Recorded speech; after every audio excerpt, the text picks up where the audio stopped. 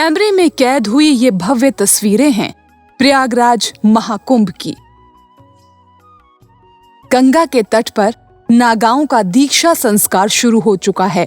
अखाड़े की धर्म ध्वजा के नीचे अखाड़े के आचार्य महामंडलेश्वर उन्हें दीक्षा दे रहे हैं।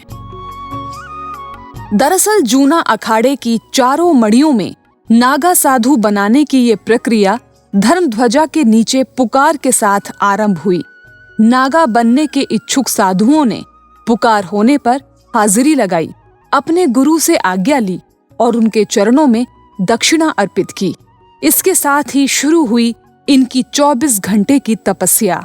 वैसे पूरी प्रक्रिया कुल 48 घंटे की है और तभी इन साधुओं का नागा संस्कार पूरा होगा। इसमें गंगा तट पर ही मुंडन, जनेऊ और पिंडदान समेत अन्य संस्कार भी शामिल हैं। पिंडदान और दंडी संस्कार अंतिम प्रक्रिया है। वहीं मुंडन के बाद उन्हें 108 बार गंगा में डुबकी लगानी होती है।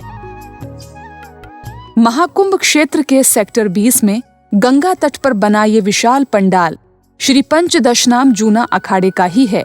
महाकुंभ में बने 13 अखाड़ों के शिविर में से सबसे अधिक आस्था का सैलाब जूना अखाड़े की छावनी में ही दिखता है। सभी सन्यासी अखाड़ों में ये सबसे अधिक नागा सन्यासियों वाला अखाड़ा है, जिसमें करीब 5,30,000 नागा सन्यासी जुड़े हुए हैं। जूना अखाड़े की स्थापना सन 1145 में उत्तरांचल के कर्णप्रयाग में की गई थी। यहीं इनका पहला मठ बनाया गया था। इसे भैरव अखाड़ा भी कहते हैं। भगवान शिव इनके आदि देव हैं। वैसे 13 में से 7 अखाड़े शैव हैं, जो शिव जी को मानते हैं। इन्हें सन्यासी अखाड़े भी कहते हैं। इसके अलावा 3 बैरागी और 3 उदासीन अखाड़े हैं। इन सभी 13 अखाड़ों में सबसे बड़ा जूना अखाड़ा है। इसमें सबसे ज्यादा नागा साधु और संत हैं। वर्तमान में इसके पीठाधीश्वर स्वामी अवधेशानंद गिरी जी महाराज सरस्वती हैं। इस बार के कुंभ में 5,000 अवधूतों को नागा सन्यासी की दीक्षा दी जा रही है। इस तरह ये स्थान नागा सन्यासियों की उस परंपरा का साक्षी बना, जिसका इंतजार हर 12 साल तक अखाड़ों के अवधूत करते जी। यह प्रक्रिया पहले अवधूत और महापुरुष बनाया जाता, जिसको यानी सन्यास घर में एक तरीका से जन्म, फिर उसको अवसर दिया जाता है वो भक्ति करे, सेवा करे, गुरु महाराज की करे, भगवान की करे, जब करे तब करे, ध्यान करे, है ना, मानव कल्याण के लिए। जब ईश्वर से लगता है कि दरस परस होने लगा है, गुरु महाराज की कृपा दृष्टि उनके ऊपर होने लगी, तब ये आज महापुरुष से सभी ये नांगा बन रही हैं। कुछ महापुरुष बने, ये सब नांगा बन रही है। और भी आने वाले साहिबी में और भी बीच में हमारे गुरु लोग जो निर्धारित तारीख करेंगे उसके अनुसार और भी नांगा संस्कार होंगे। और ये आज इनका नांगा संस्कार होने के बाद आज पिंडदान हो गया, तर्पण हो जाएगा, समर्पण हो जाएगा, विजय होम आज धर्म ध्वजा के ऊपर इनका हो जाएगा। और अपने जहाँ जन्म लिया उन पीढ़ी का कल्याण करने के लिए आज ये सब अपने हाथों से उनका कर देंगे, जिससे उनके छूटा है। और अपना भी स्वयं पिंड हवन करके, विजय होम करके, और आज से नांगा यानी इनकी भक्ति एक सूरमा की तरह है, क्योंकि सूरमा की भक्ति है, कायर की भक्ति नहीं है। जैसे राजा हरिचंद रानी तारा को बैराग हुआ, सब कुछ छोड़ दिया था। जैसे गोपीचंद को सन्यास हुआ, सब कुछ छोड़ दिया था। भर्तृहरि जी को सन्यास हुआ, सब कुछ छोड़ दिया था। इसीलिए जब बैराग सन्यास होता है तो उसके ईश्वर के लिए और कुछ नहीं दिखता। तो आज इनका जीवन देश और धर्म के लिए, मानव कल्याण के लिए स्वयं अपनी मर्जी से इन्हें समर्पण कर दिया है। और आज से ये देश और धर्म के लिए ही जिएंगे। जो पे जप तप करेंगे, हवन पूजन, वो सब मानव कल्याण के लिए। अखाड़ों के नागा सन्यासी महाकुंभ में सबका ध्यान अपनी ओर खींचते हैं, लेकिन नागा बनने की प्रक्रिया है कठिन। इसके लिए सबसे पहले साधक को ब्रह्मचारी के रूप में रहना पड़ता है। उसे 6 साल गुरुओं की सेवा करने और धर्म कर्म के अखाड़ों के नियमों को समझना होता है।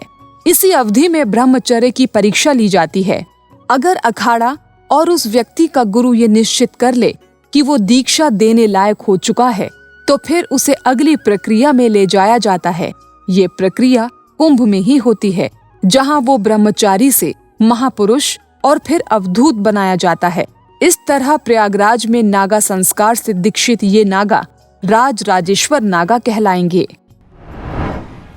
हर कुंभ का विशेष होता है। जैसे यहाँ प्रयागराज में गंगा मैया की गोद में जो नांगा बनते हैं वो राजराजेश्वरी कहलाते हैं। जो हरिद्वार में नांगा बनते हैं वो बर्फानी नांगा कहलाते हैं। और जो उज्जैन में नांगा बनते वो खूनी नांगा कहलाते हैं कि धर्म के लिए उनको कुछ भी, जिसको कहते हैं अस्त्र शास्त्र और माला बाला, यानी कुछ भी वो कर सकते हैं देश की धर्म की रक्षा के लिए, अपने स्वार्थ के लिए नहीं है। ऐसी शिक्षा दीक्षा हमारे गुरु लोग देते भी नहीं, शांति के प्रतीक शिक्षा देते हैं। लेकिन जब आई पड़ी ऐसे अवसर तो क्या करें, मरता क्या नहीं करता, उनको सब कुछ करना पड़ती है। जैसे हनुमान जी महाराज लंका में गए, रावण ने पूछा भाई मेरे पुत्र को क्यों मारा, तो हनुमान जी महाराज ने कहा भाई मेरा बानर स्वभाव, मैं तो फल खा रहा था, अब तन तोरा मोई मारे वही मैं मारूं, मैं मर गया वो मर गया, मैं क्या करूं। इन्हें अपना बचाव के लिए सब करते हैं। तो इसी प्रकार ये सनातन धर्म की एक बड़ी फौज है और आज से इनका सब कुछ देश और धर्म के लिए ही रहेंगे। हाँ, निजी पारिवारिक कोई नहीं रहेंगे, पूरा देश ही इनका परिवार होगा।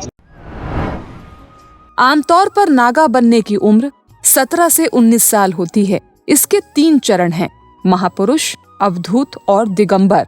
लेकिन इससे पहले एक अवधि उन्हें परखने की होती है।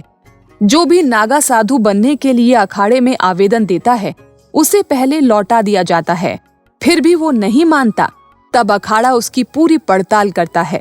अखाड़े वाले उम्मीदवार के घर जाते हैं, घर वालों को बताते हैं कि आपका बेटा नागा बनना चाहता है।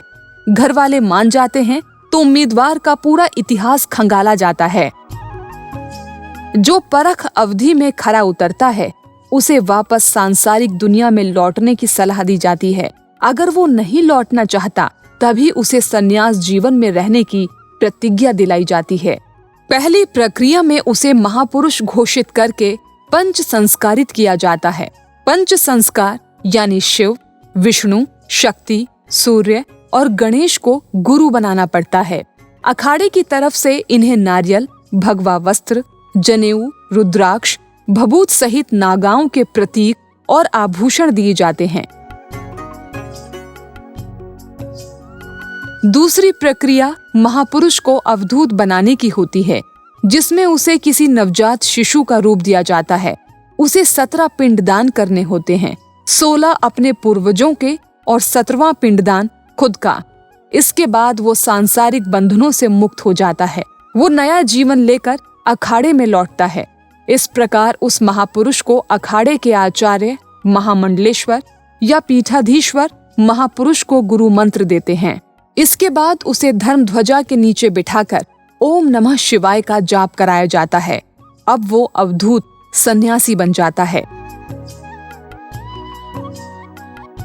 तीसरी प्रक्रिया में अवधूत बनने के बाद दिगंबर की दीक्षा लेनी होती है। ये दीक्षा शाही स्नान से एक दिन पहले होती है। ये बेहद कठिन संस्कार होता है। इस दौरान गिने चुने और बड़े साधु ही मौजूद रहते हैं। इसमें कड़ी से कड़ी प्रक्रियाएं अपनाई जाती हैं। इसके बाद सभी शाही स्नान के लिए जाते हैं। डुबकी लगाते ही ये नागा साधु बन जाते हैं। इस तरह एक सामान्य मनुष्य बन जाता है नागा सन्यासी और कहलाता है भगवान शिव का दिगंबर भक्त। ये नागा साधु अपने शरीर पर भस्म लगाते हैं। रुद्राक्ष इन्हें सबसे प्रिय है क्योंकि ये शिव को प्रिय है। माथे पर टीका, पैरों में लोहे का कड़ा या छल्ला, रत्नों की माला, अंगूठी, कुंडल, गले में गेंदे के फूल की माला, माथे पर अर्धचंद्र, शिव का प्रतीक डमरू, चिमटा, गंडा और हाथ में अस्त्र शस्त्र इनकी पहचान है।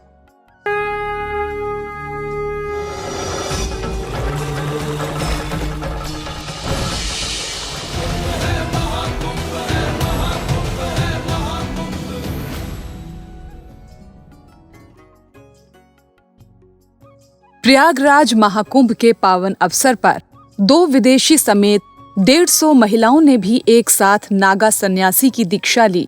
ये सभी जूना अखाड़े से ही जुड़ी हुई हैं और अलग अलग उम्र की हैं।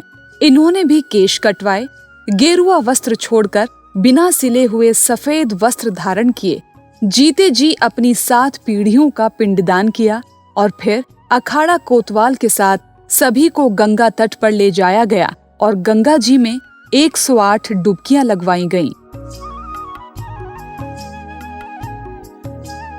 महिला नागा सन्यासी भी कड़ी तपस्या से गुजरती हैं। जैसे कोई पुरुष गुजरता है। इन नागा सन्यासिनी को नया नाम दिया गया, जबकि अखाड़ा रहते हुए ये अवधूतानी सन्यासिनी या साध्वी के रूप में जानी जाएंगी और सांसारिक दुनिया से दूर रहेंगी। इन्हें भी दीक्षा मंत्र अखाड़े के महामंडलेश्वर स्वामी अवधेशानंद गिरी जी ने अखाड़े की धर्म ध्वजा के नीचे दिया। इस बीच उनकी कठिन साधना चलती रहेगी और 29 जनवरी को मौनी अमावस्या के दिन तड़के सभी महिलाएं नागा सन्यास की अंतिम दीक्षा लेंगी। नागा सन्यासी बनने की इच्छा रखने वाली महिलाओं की भी पूरी जांच होती है, परिवार को जानकारी दी जाती है और एक गुरु नियुक्त किया जाता है। इन्हें अखाड़े में रहकर 2-3 साल सेवा करनी होती है और शास्त्रों का अध्ययन करना होता है। इस दौरान भी उनकी परीक्षा चलती रहती है। जो इस परख अवधि में खरा नहीं उतरता, उसे वापस सांसारिक दुनिया में लौटने की सलाह दी जाती है। जब अखाड़े के गुरु को उन पर पूरा भरोसा हो जाता है, तभी दीक्षा की प्रक्रिया में शामिल किया जाता है।